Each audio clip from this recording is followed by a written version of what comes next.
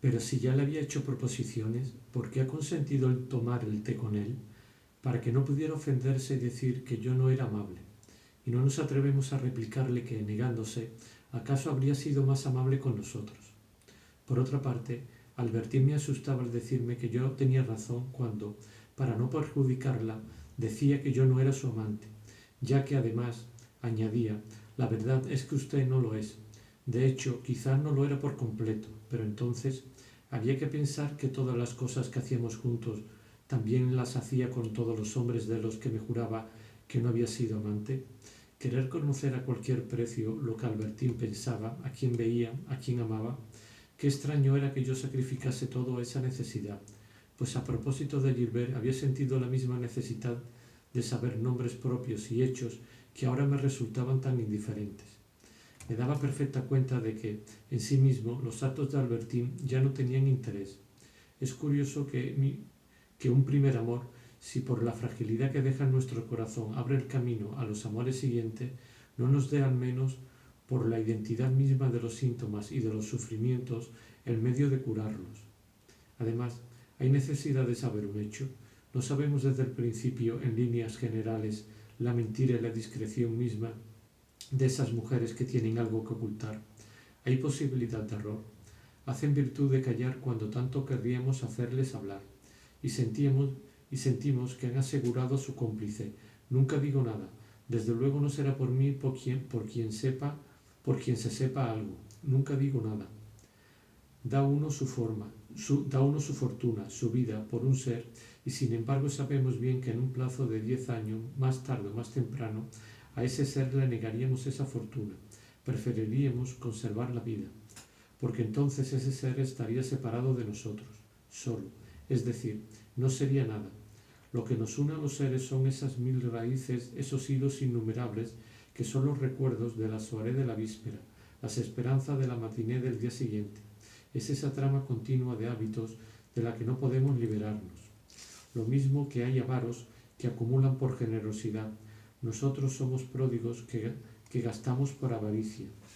Y, más que a un ser, sacrificamos nuestra vida a todo lo que esa persona ha podido unir en torno suyo de nuestras horas, de nuestros días, de todas esas cosas a cuyo lado la vida todavía no vivida, la vida relativamente futura, nos parece una vida más lejana, más separada, menos íntima, menos nuestra.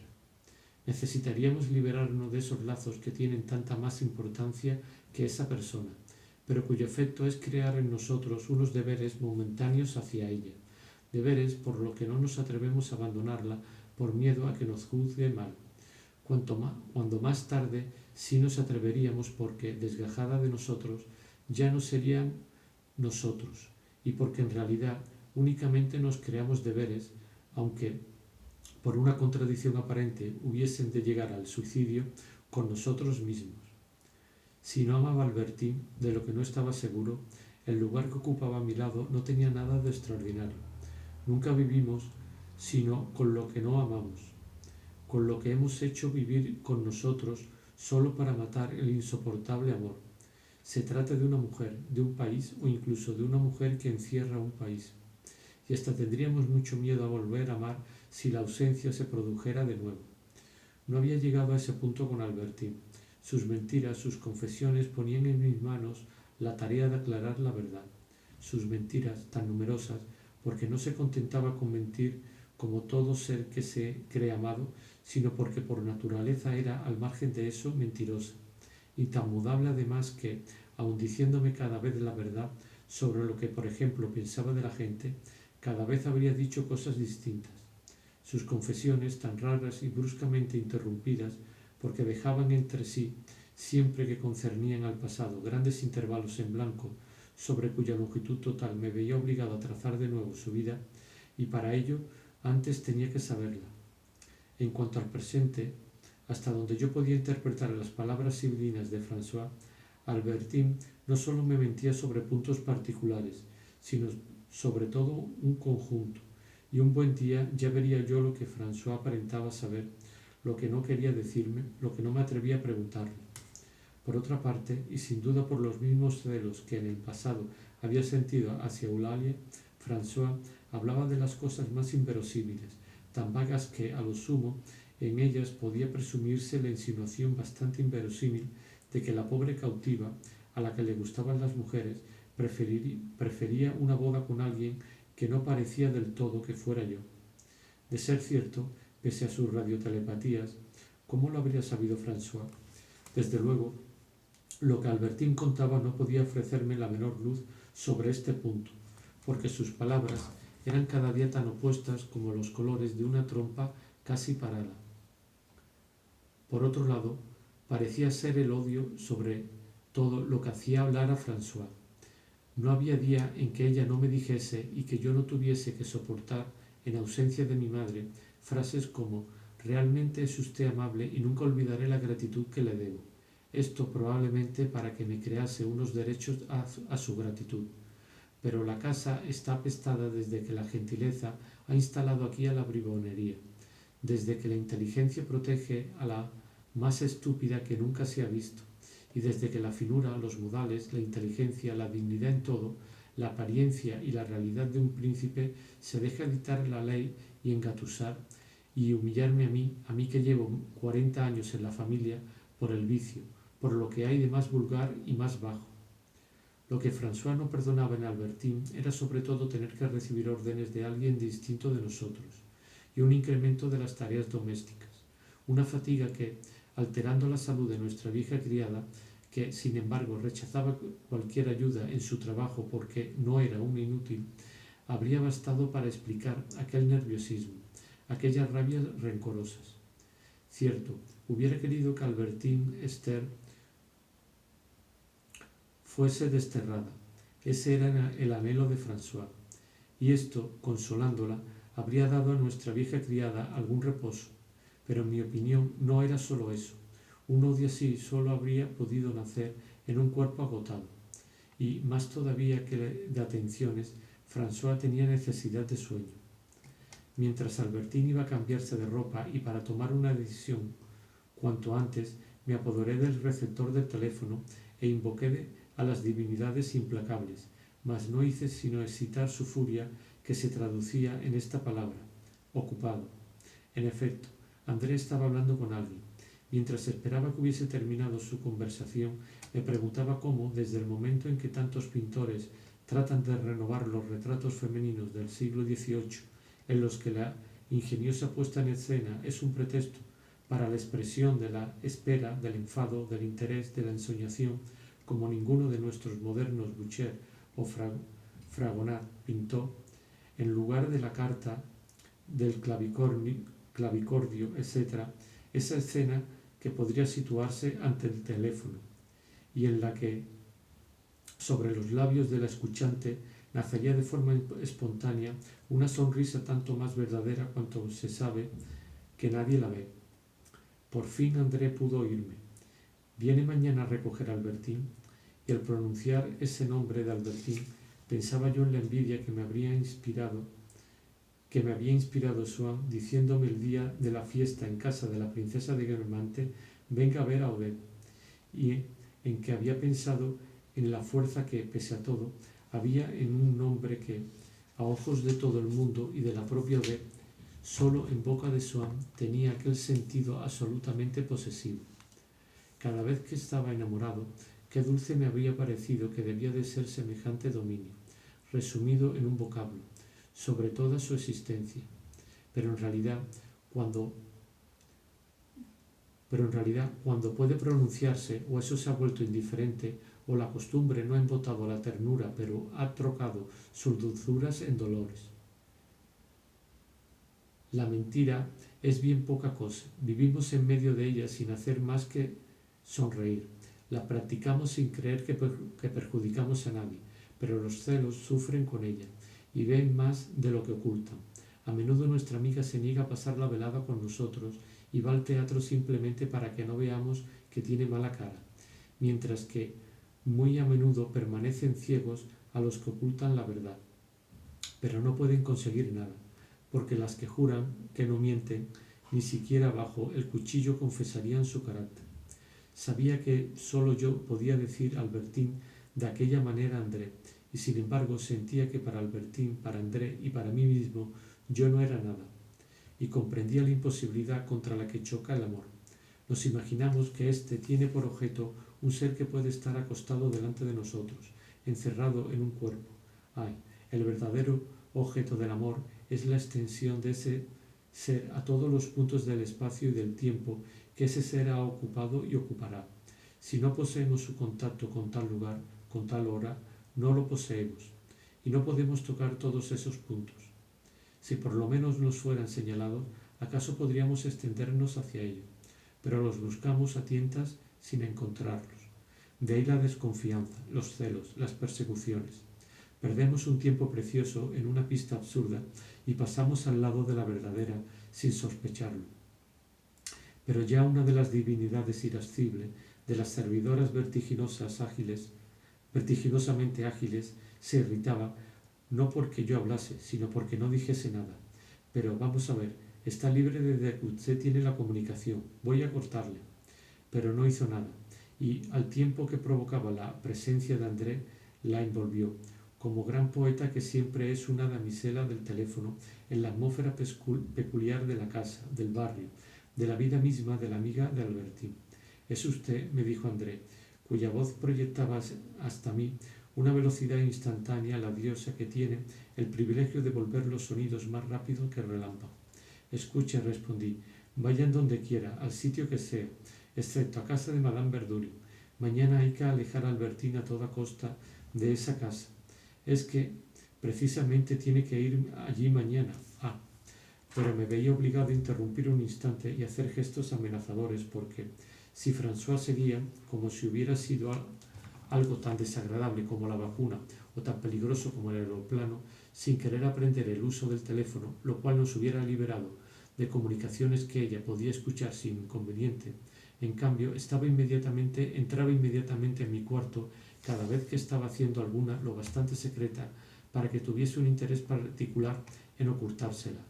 Cuando por fin hubo salido de la habitación, no sin haberse demorado para llevarse diversos objetos que estaban allí desde la víspera y allí hubieran podido seguir estando sin molestar lo más mínimo una hora más, y para echar al fuego un leño perfectamente superfluo por el calor insoportable que me daba la presencia de la intrusa y el miedo a que la damisela me cortase. Perdóneme, le dije a André, me han interrumpido. ¿Es absolutamente seguro de que deba ir mañana a casa de los Verdurin? Segurísimo, pero no puedo decirle que eso le molesta. No, segurísimo, pero puedo decirle que eso le molesta. No, al contrario, pero es posible que yo vaya con ustedes. Ah, exclamó André en un tono muy molesto y como asustado por mi audacia, que por lo demás no hizo sino afirmarse. Entonces la dejo. Y perdóneme que la haya molestado por nada. No importa, dijo André, y como ahora el uso del teléfono se había vuelto corriente, en torno a él se había desarrollado el embellecimiento de frases especiales, como en el pasado en torno a los tés. Añadió, me ha dado un gran placer oír su voz. Yo habría podido decir lo mismo y con más veracidad que André, porque acababa de ser infinitamente sensible a su voz. Nunca hasta entonces había notado lo distinta que era de las otras.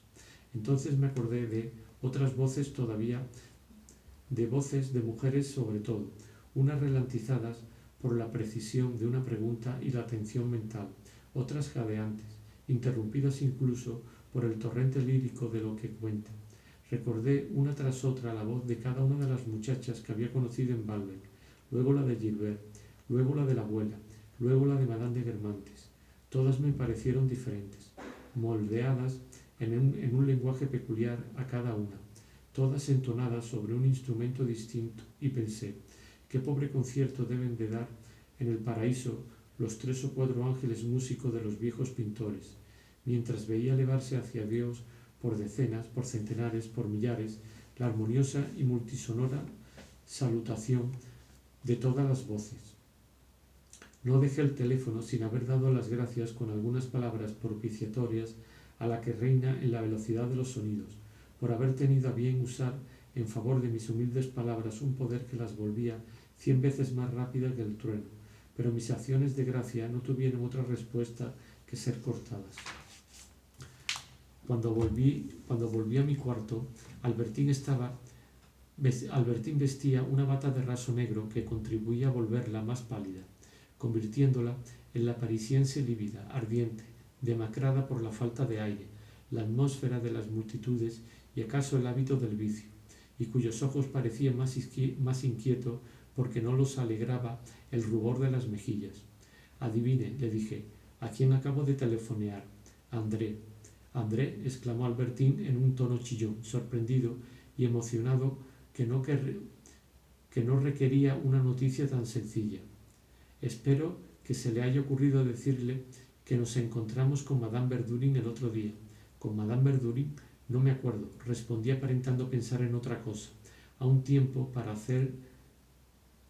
parecer indiferente a ese encuentro y para no traicionar a André, que me había dicho a dónde iría Albertín al día siguiente.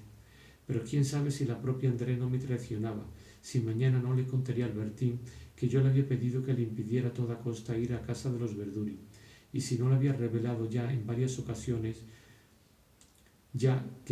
ocasiones yo le había hecho recomendaciones análogas. Me había sorprendido que nunca se las había repetido.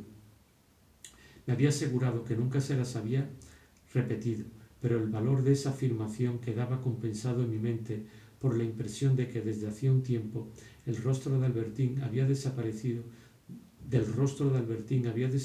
la confianza que durante tanto tiempo había tenido en mí.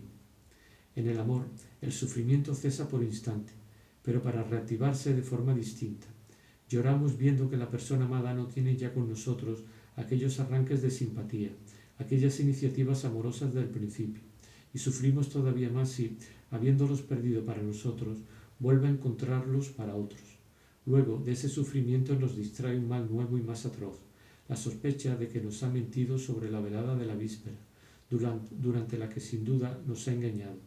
También esta sospecha se disipa, nos calma la gentileza que nuestra amiga nos muestra, pero entonces nos viene a la mente una frase olvidada. Alguien nos ha dicho que era ardiente en el placer, y nosotros solo la hemos conocido tranquila. Tratamos de imaginar lo que fueron sus frenesíes con otros. Nos damos cuenta de lo poco que somos para ella. Advertimos su expresión de aburrimiento, de nostalgia, de tristeza mientras le hablamos. Vemos como un mal presagio su descuido en el vestir cuando está con nosotros, mientras reserva para los demás los vestidos con que al principio trataba de deslumbrarnos. Si por el contrario es tierna, qué alegría un instante, pero al verle sacar su lengüecita como para llamar, pensamos en todas aquellas personas a las que se lo dirigía tan a menudo. Reclamo que tal vez incluso a mi lado, sin que Albertín pensase en ellas, se había vuelto, por un hábito demasiado frecuente, un signo maquinal. Luego vuelve la sensación de que la aburrimos, pero de pronto ese sufrimiento se reduce a muy poca cosa al pensar en lo desconocido, maléfico de su vida, en los lugares imposibles de conocer donde ha estado, en los que acaso sigue estando a las horas en que no estamos a su lado, y eso suponiendo que no esté pensando en vivir definitivamente en ellos, en esos lugares donde está lejos de nosotros, sin nosotros, más feliz que con nosotros. Así son las girándulas de los celos. Los celos son también un demonio que no puede exorcizarse y siempre reaparece encarnado bajo una forma nueva. Y aunque consigamos exterminarlos todos y conservar perpetuamente a nuestro lado a la que amamos, el espíritu del mal asumirá entonces otra forma, todavía más patética, la desesperación de haber obtenido la fidelidad solo por la fuerza, por la desesperación de no ser amado. Entre Albertín y yo se interponía a menudo el obstáculo de un silencio hecho sin duda de agravios que ella callaba por juzgarlos irreparables.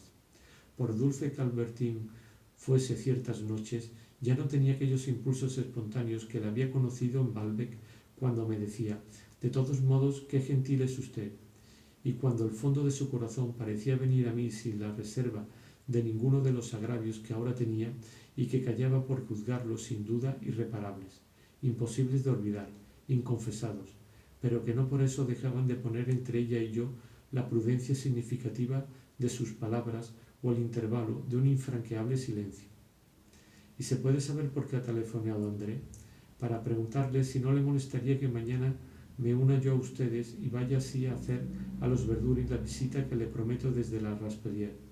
Como quiera, pero le advierto que esta noche hay una niebla de atroz y que seguramente también la habrá mañana. Se lo digo porque no querría que le sentase mal. Como puede suponer, por mí prefiero que venga con nosotras. Pero, por otra parte, añadió con aire preocupado, todavía no estoy segura de si iré a casa de los Verduri. Ha tenido tantas atenciones conmigo que en el fondo debería ir. Después de usted, siguen siendo las personas que mejor se han portado conmigo, pero hay algunas cosillas que no me gustan en ellos. Tengo que ir sin falta al Bon Marché o a los Trois Quartiers a comprarme un camisolín blanco porque esta bata es demasiado oscura. Dejar que Albertín fuera sola a unos grandes almacenes donde tantas personas te rozan y con tantas puertas que siempre se puede decir que, a la salida, ha sido imposible encontrar el coche que esperaba un poco más lejos, estaba totalmente decidido a no consentirlo.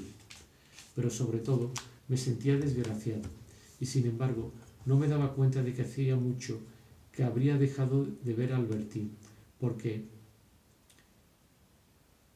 no me daba cuenta de que hacía mucho que habría debido dejar de ver a Albertín, porque para mí había entrado en ese periodo lamentable en que un ser diseminado en el espacio y en el tiempo ya no es para nosotros una mujer, sino una serie de acontecimientos que no podemos aclarar, una sucesión de problemas insolubles, un mar al que, como Jerjes, tratamos ridículamente de azotar para castigarlo por lo que ha engullido.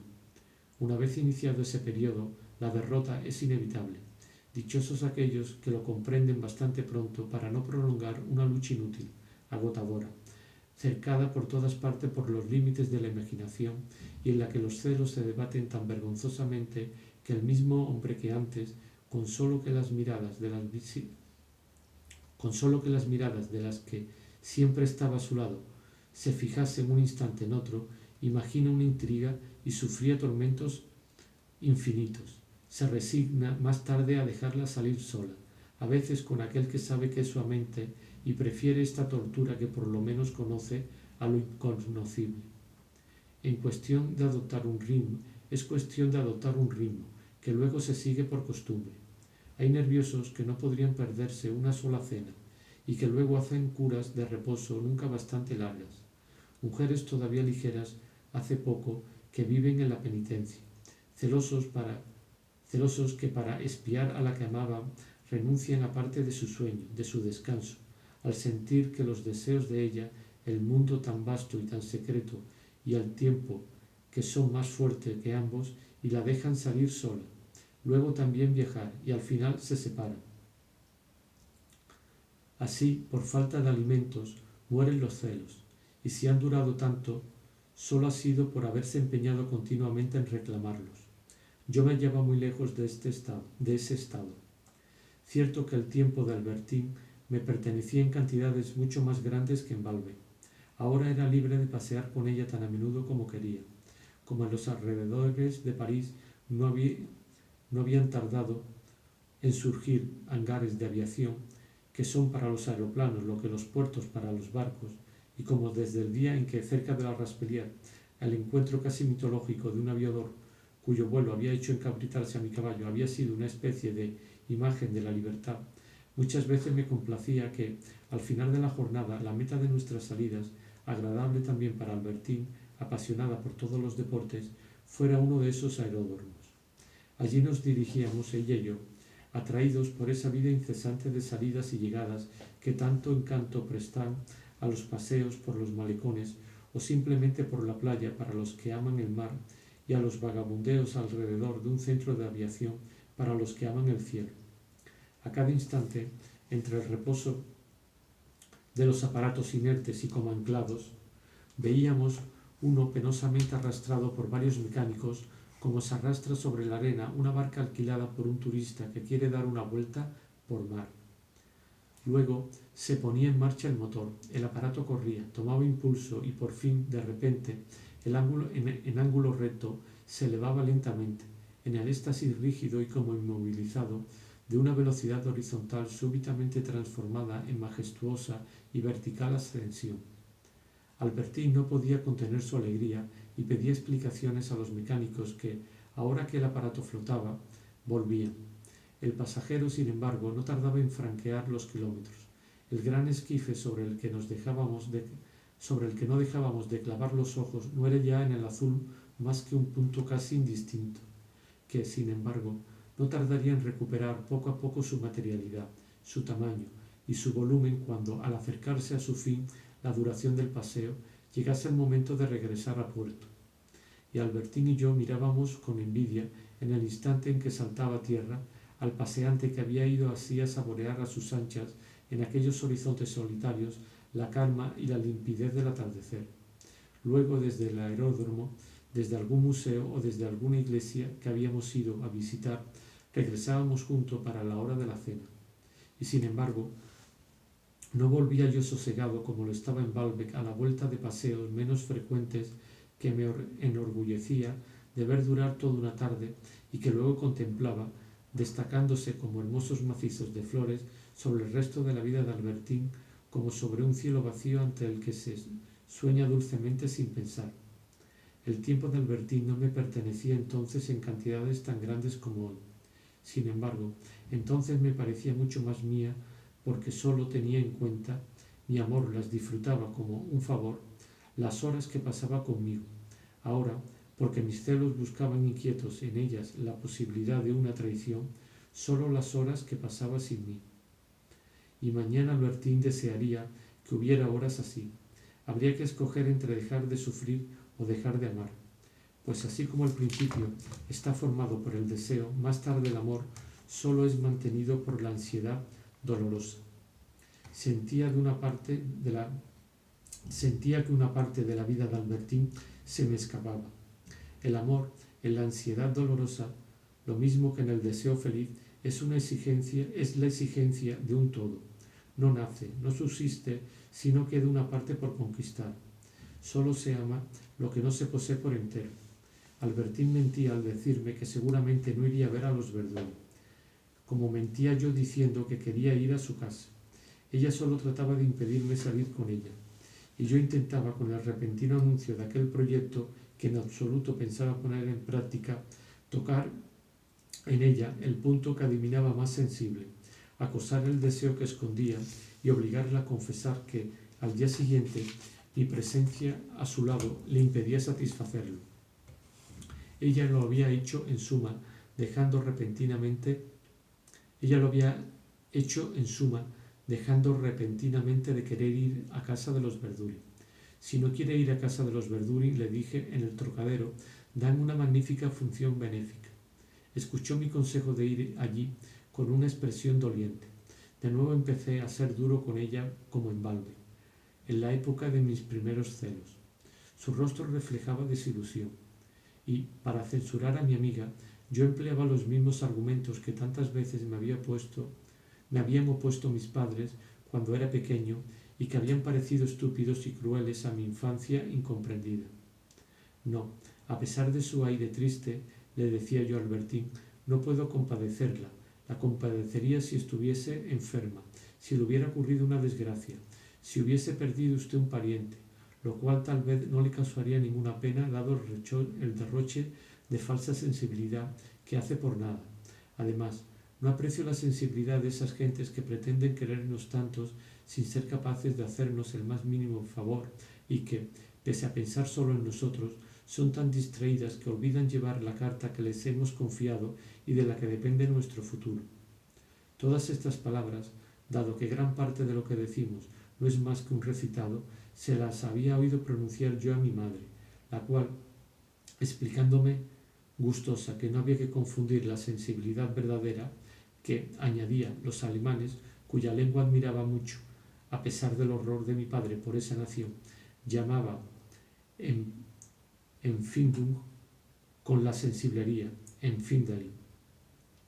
Había llegado a decirme, un día que yo lloraba, que Nerón quizá era nervioso, pero que no por eso era mejor. La verdad es que, como esas plantas que al crecer se desdoblan, el niño sensitivo que yo había sido únicamente le hacía frente ahora un hombre opuesto, lleno de sentido común, severo con la sensibilidad enfermiza de los demás, un hombre parecido a los que mis padres habían sido para mí. Evidentemente, como cada uno debe hacer que continúe en él la vida de los suyos, el hombre ponderado y burlón, que al principio no existía dentro de mí, se había unido al sensible, y era lógico que a mi vez fuese tal como mis padres habían sido. Además, en el momento en que se formaba, ese nuevo yo encontraba totalmente dispuesto su propio lenguaje en el recuerdo del otro, irónico y regañón, en el que se habían dirigido a mí, en el que ahora debía dirigirme yo a los demás y que salía con toda naturalidad de mi boca, bien porque lo evocase por mimetismo y asociación de recuerdos, o porque también las delicadas y misteriosas incrustaciones del poder genésico hubieran dibujado en mí, sin yo saberlo, como sobre la hoja de una planta, las mismas entonaciones, los mismos gestos, las mismas actitudes que habían tenido aquellos de los que habían salido, porque algunas veces, al hacerme el sensato cuando hablaba con Albertín, me parecía estar oyendo a mi abuela. Además, no le había ocurrido a mi madre hasta tal punto oscuras corrientes inconscientes modificaban en mí hasta los movimientos más pequeños de mis propios dedos, arrastrándolos en los mismos ciclos que los de mis padres. Creer que era mi padre quien entraba por mi manera de llamar a la puerta, idéntica a la suya.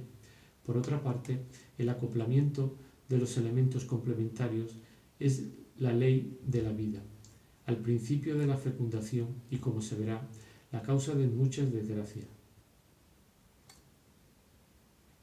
Por otra parte, el acoplamiento de los elementos contrarios es la ley de la vida, el principio de la fecundación y, como se verá, la causa de muchas desgracias.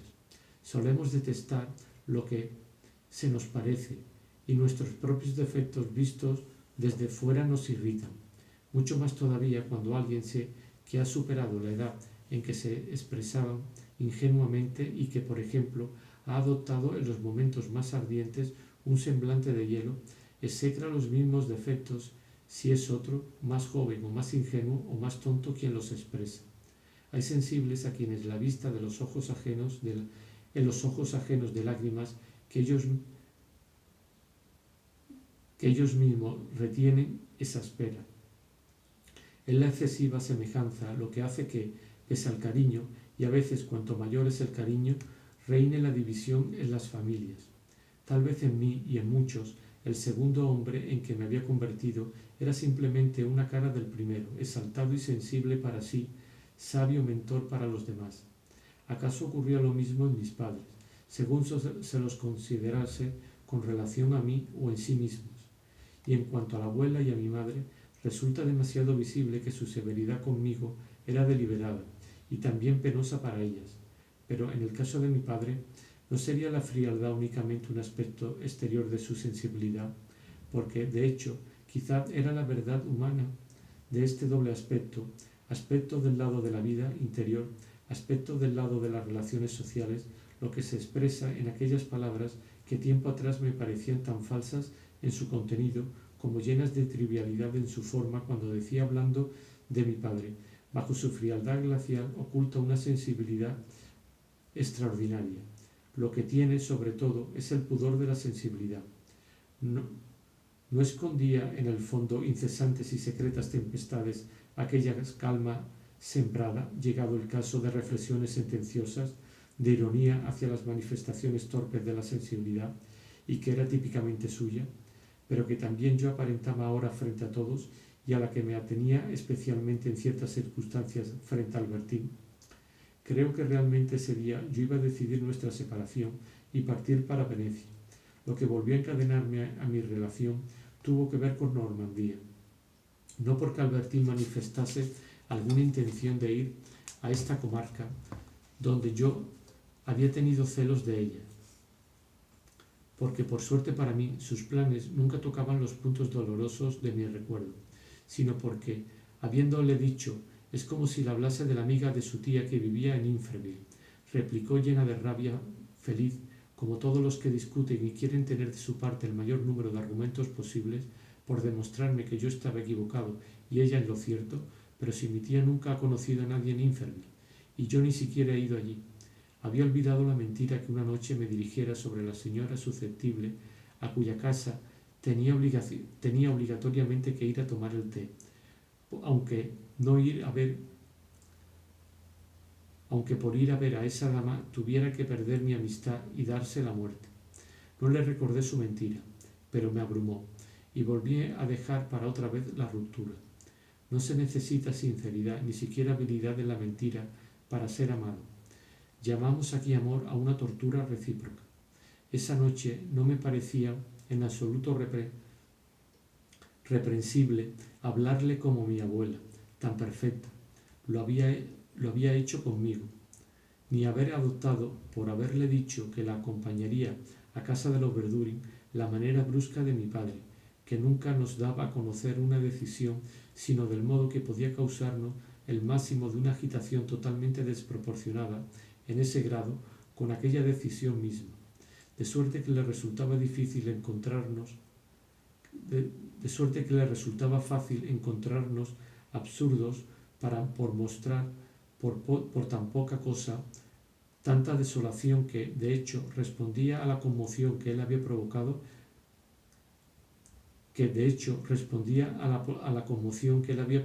entre nosotros.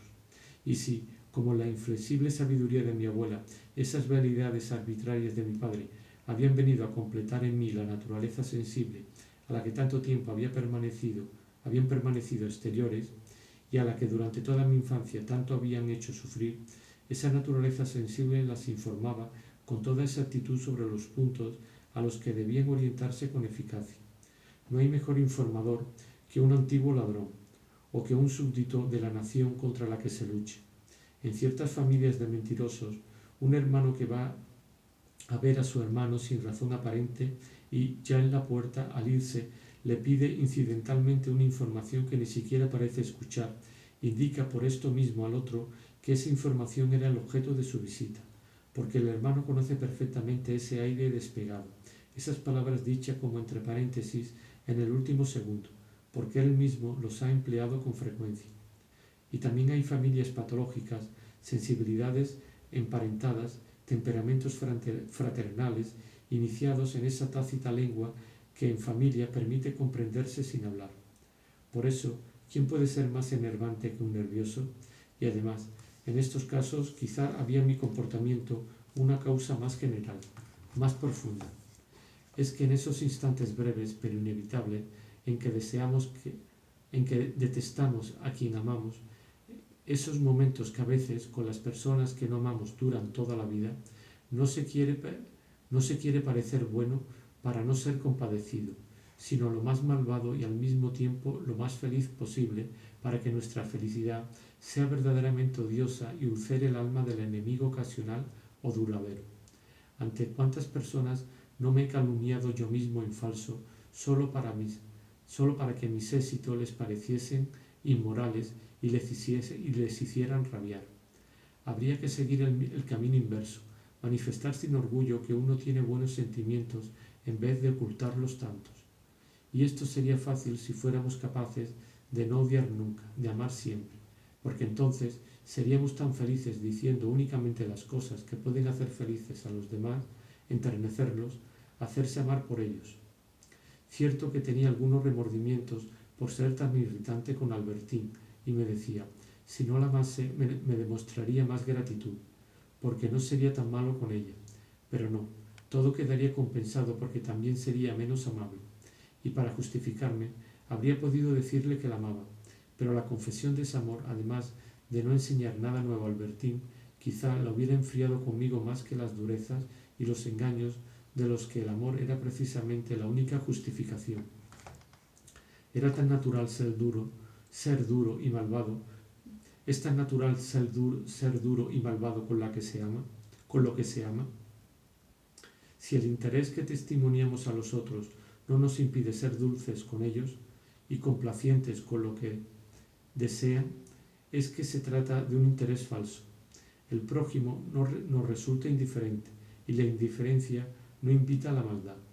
La noche pasada, antes de que Albertín se fuera a dormir, no había mucho tiempo que perder si queríamos hacer las paces, empezar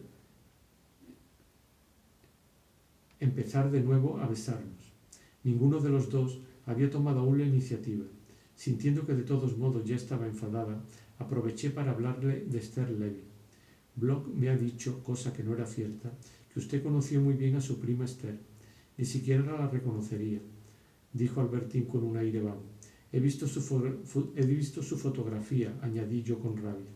Y al decir esto no miraba a Albertín, de modo que no vi su expresión, que habría sido su única respuesta porque no dijo nada.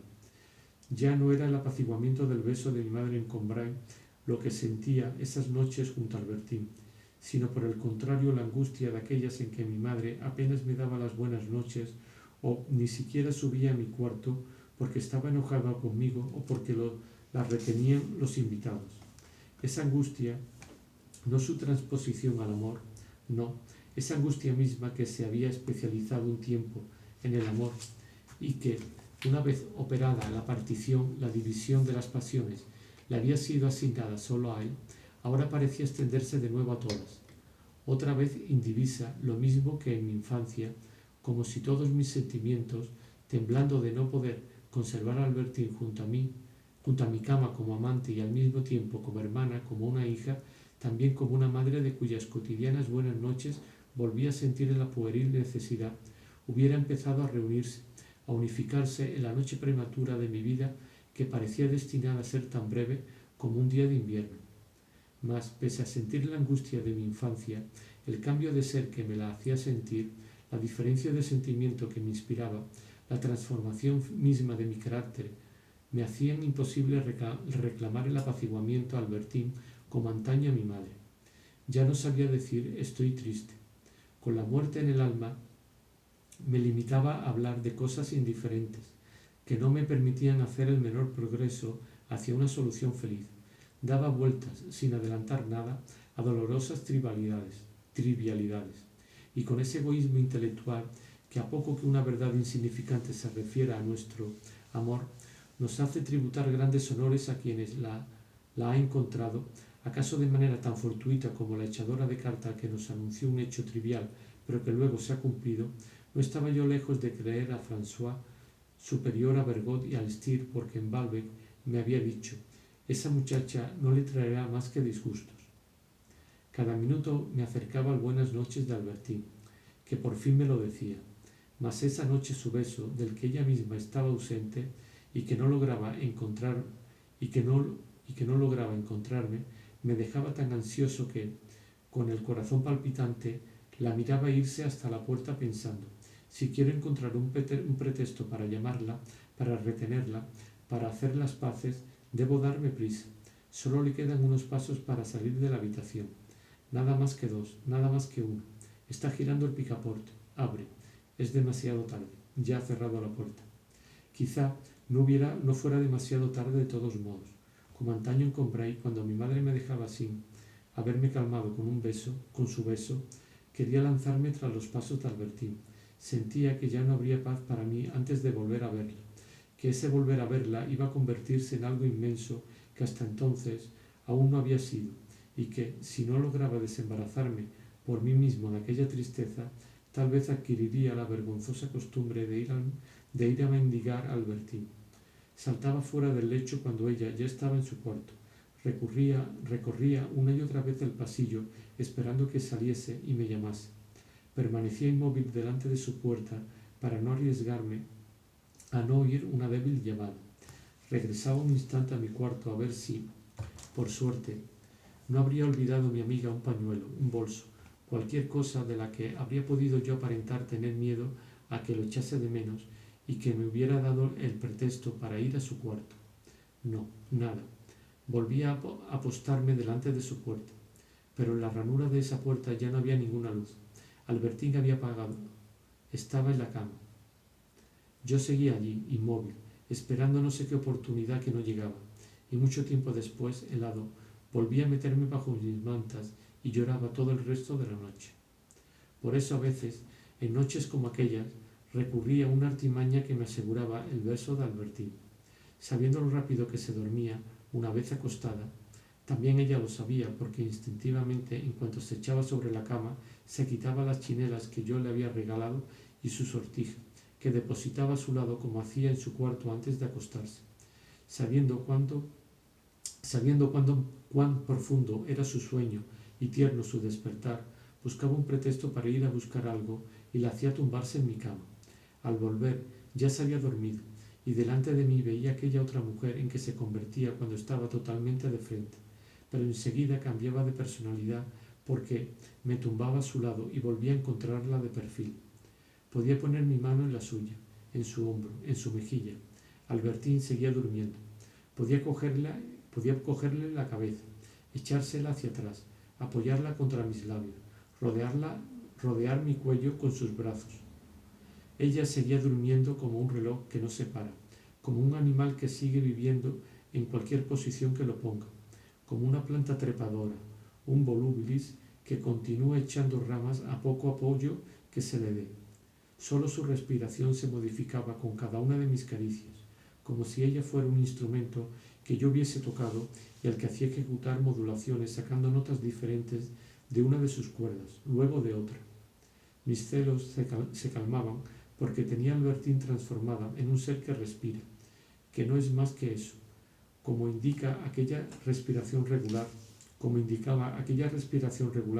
con que se expresa esa profunda función fisiológica que, totalmente fluida, no tiene ni el espesor de la palabra ni el del silencio, y en su ignorancia de todo mal, aliento sacado más de una caña hueca que de un ser humano, realmente paradisíaco para mí, que en esos momentos sentía a Albertín sustraída a todo, no solo material sino moralmente. Era el puro canto de los ángeles. Y sin embargo, de pronto me decía que aquella respiración quizá estaba resonando no a pocos nombres humanos traídos por la memoria, e incluso a veces esa música se añadía a la voz humana. Albertín pronunciaba algunas palabras. ¿Cómo habría querido yo captar su sentido? En ocasiones le venían a los labios el nombre de una persona de la que habíamos hablado y que excitaba mis celos, pero sin hacerme infeliz, porque el recuerdo que lo traía daba la impresión de no ser otra cosa que el de las conversaciones que sobre ese asunto había tenido conmigo. Sin embargo, una noche, con los ojos cerrados pero ya medio despierta, dijo tiernamente dirigiéndose a mí: André. Disimulé mi emoción. Estás soñando, no soy André, le dije riendo. También ella sonrió. No, ya sé. Quería preguntarte qué te ha dicho André hace un rato. Más bien hubiera creído que habías estado acostada así a su lado. No, eso nunca, me dijo. Solo que, antes de responderme esto, había escondido un instante su cara entre las manos. Sus silencios no eran pues más que velos. Sus ternuras de superficie no hacían sino retener en el fondo 1000 recuerdos que me habrían desgarrado. Su vida estaba llena de estos hechos cuyo relato burlón, cuya crónica divertida constituyen nuestras habladurías cotidianas sobre los demás, sobre lo que nos resultan indiferente, pero que, cuando nuestro corazón sigue ofuscado por cierto ser, nos parece un esclarecimiento tan precioso de su vida que por conocer ese mundo subyacente de buena gana daríamos la nuestra.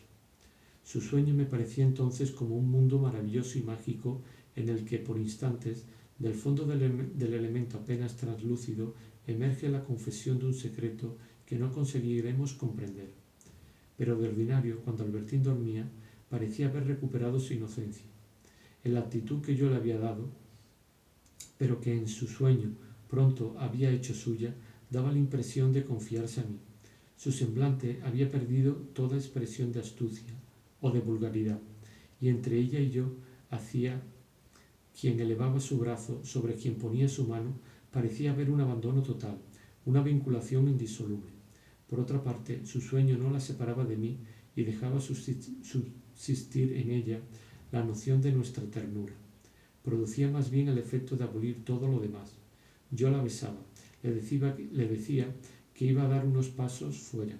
Ella entreabría los ojos, me decía con aire asombrado, y en efecto ya era de noche. Pero ¿a dónde vas así, querido mío?, diciéndome mi nombre, y al punto volvía a dormirse.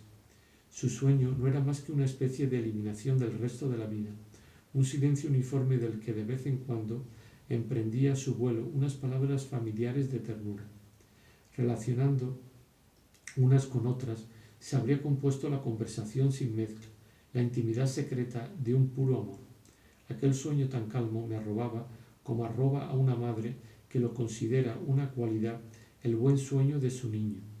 Y su sueño era en efecto el de un niño. También su despertar, y tan natural, tan tierno, antes incluso de que se diera cuenta de dónde estaba, que a veces yo me preguntaba con espanto si, antes de vivir en mi casa, no se habría acostumbrado a no dormir sola y a encontrar a alguien a su lado cuando abría los ojos.